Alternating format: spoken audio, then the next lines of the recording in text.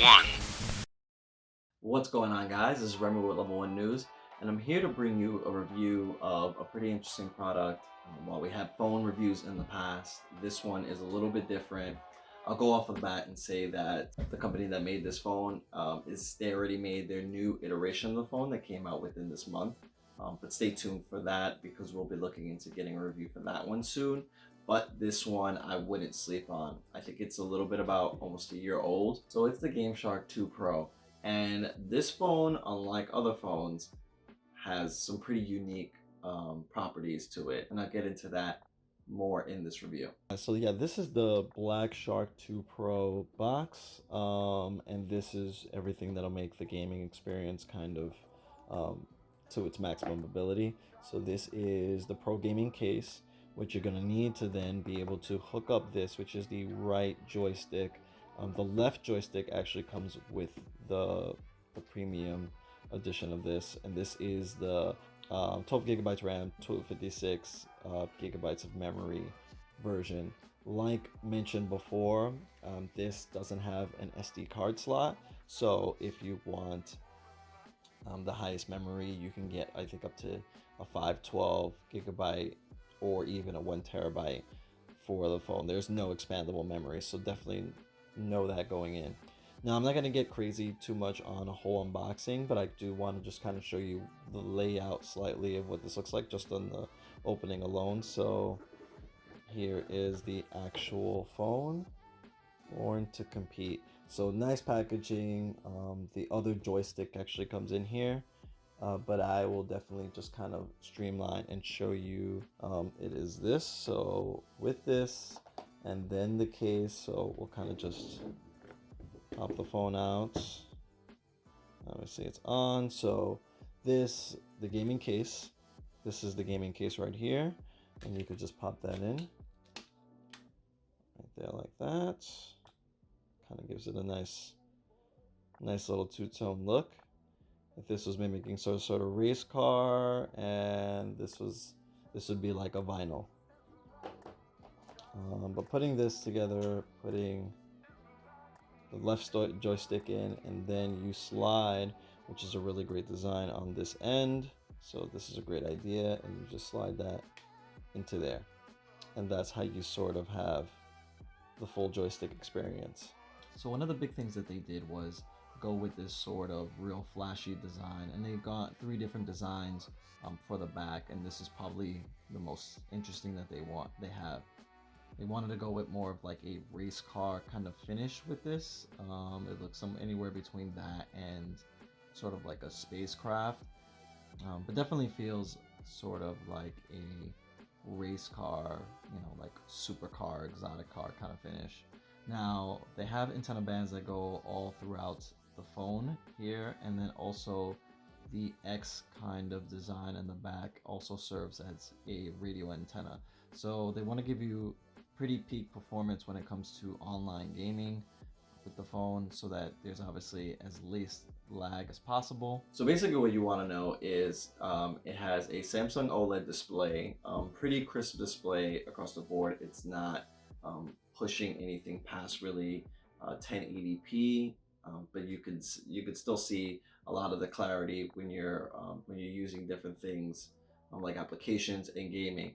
And then secondly, it has a 240 hertz refresh display, and what that means is not the display itself being like 240 hertz, because we obviously have like 90 hertz displays.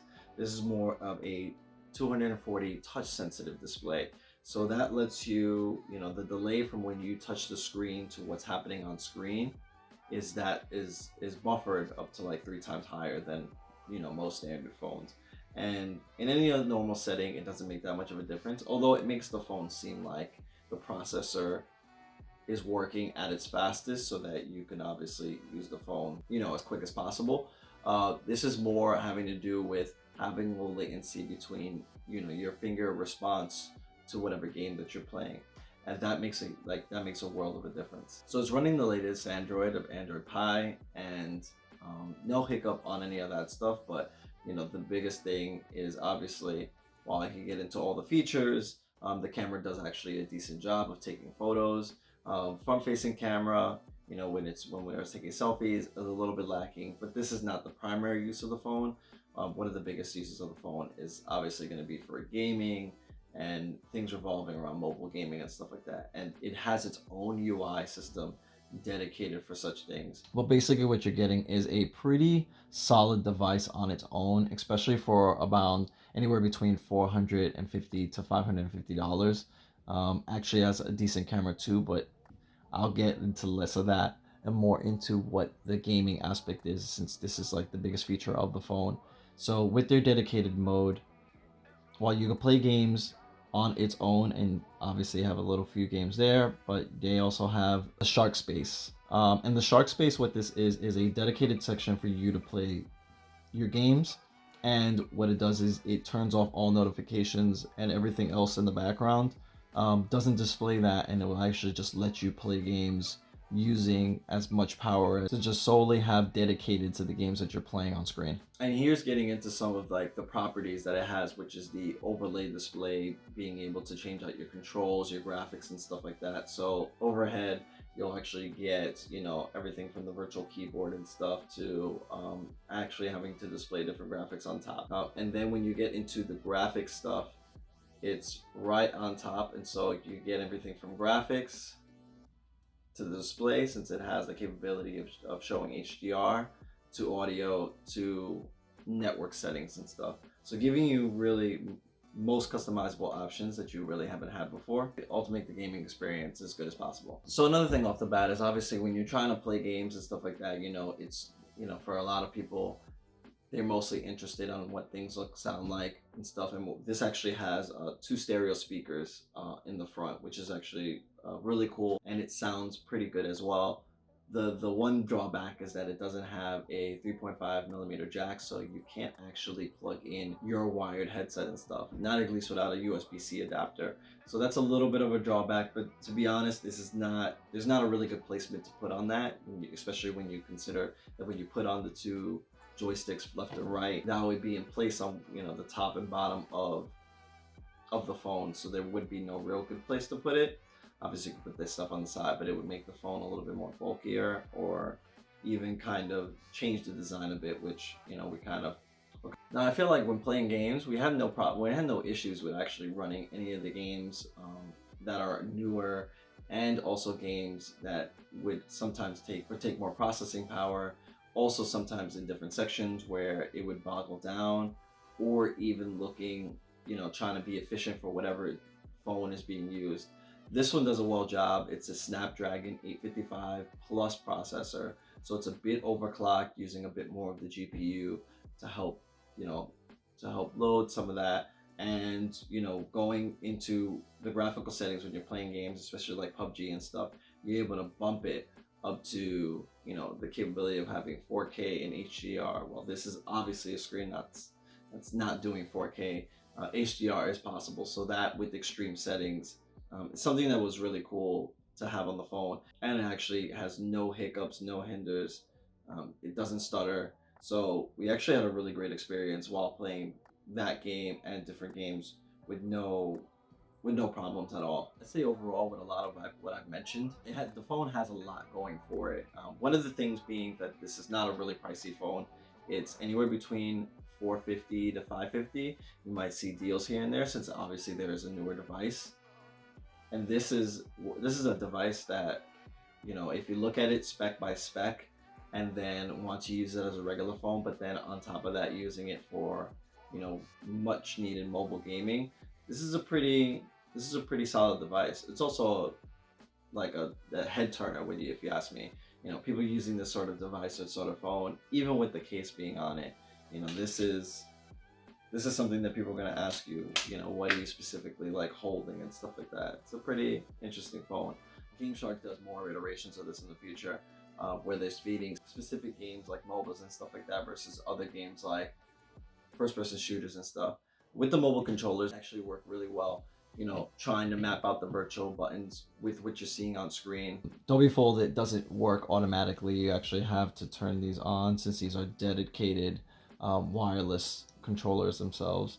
They just slide in like that, so that actually there's placement when you're playing games and stuff. And so you know, right here you're mimicking sort of a Nintendo Switch kind of vibe, which is really good. But we'll just get back into like the same game and just show you the big difference between that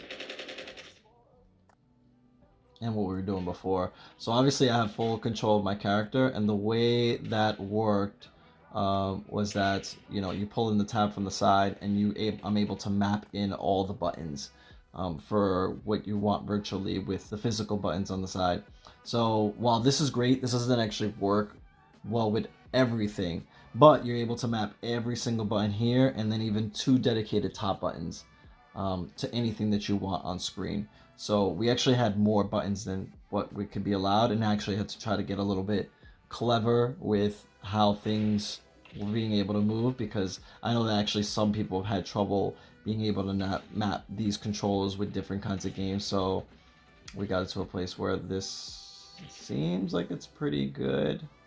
And so again, you know, there are a couple things that they could have done better, especially when you're mapping certain things out. You know, probably have a bunch of games that are pre-configured so that you're not constantly going in and trying to map out every game, but at least it saves, it knows, you know, where you mapped it out before. All you have to do is plug and play, turn the joysticks on, put them in, and then you're ready to go. Is honestly one of the best sort of mobile experiences that I've had playing with games like this, where I've wanted to have sort of like something dedicated but not something bulky, while using a control like the one you see here from like GameSir is great, and all you have to do is like attach, kind of like have it hooked up to the controller, and then the phone just kind of sits on top.